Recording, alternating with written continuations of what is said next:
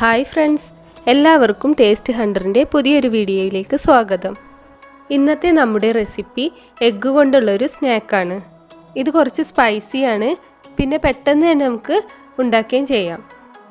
ഇതുണ്ടാക്കാൻ കുറച്ച് സാധനങ്ങൾ മതി. ഇതുണ്ടാക്കുന്നത് എങ്ങനെയാണെന്ന് നോക്കിയാലോ. അപ്പോൾ നമുക്കിതിലേക്ക് വേണ്ട ചമ്മന്തി ആദ്യം റെഡിയാക്കാം. അതിനായിട്ട് നമുക്ക് വേണ്ടത് അരമുറി തേങ്ങ, 5 പച്ചമുളക്, ഒരു കുഞ്ഞു കഷ്ണം ഇഞ്ചി, പിന്നെ കുറച്ച് മല്ലിയിലയും. ഇത്രയും മതി.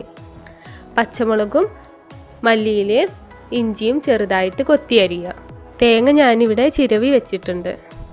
ഇതൊന്ന് മിക്സിയുടെ ജാറിലിട്ടിട്ട് അടിച്ചെടുക്കണം. സാധാരണ ചമ്മന്തി ഉണ്ടാക്കുന്ന പോലെ തന്നെയാണ്. അപ്പോൾ ഇതിൽ നമ്മൾ പാകത്തിന് ഉപ്പ് ചേർക്കണം കേട്ടോ.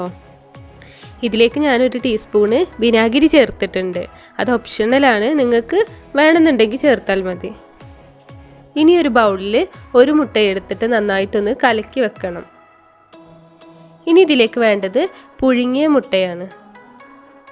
ഇപ്പോൾ ഞാനിവിടെ 4 മുട്ടയാണ് എടുത്തിട്ടുള്ളത്. മുട്ട ഇതുപോലെ നീളത്തിൽ 4 പീസായി കട്ട് ചെയ്യണം.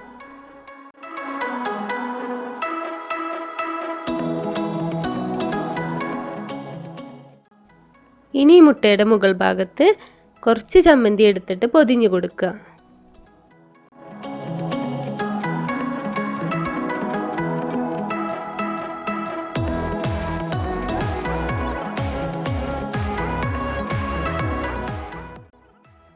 ഓരോന്നും ഇതുപോലെ ചെയ്യാം.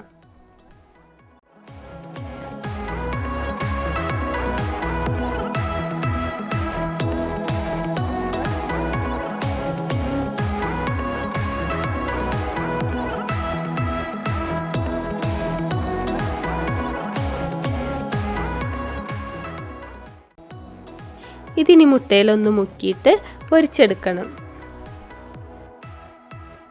മുട്ട എണ്ണയിലേക്ക് ഇടുമ്പോൾ തെറിക്കാതെ ശ്രദ്ധിക്കണം കേട്ടോ.